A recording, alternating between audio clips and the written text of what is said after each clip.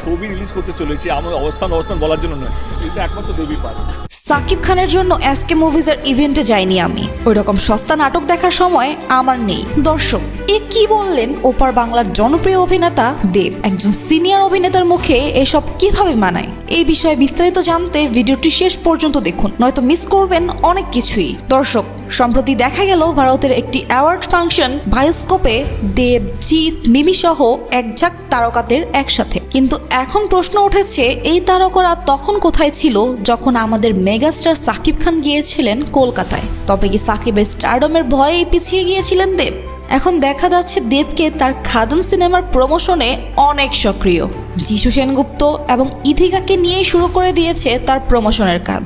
দেখা গেছে বেঙ্গল ট্যুরেও যাচ্ছেন খাদান টিম। তাহলে কি এসব হচ্ছে সাকিবের ভয়ে? সাকিবকে টপকে যেতে চান দেব?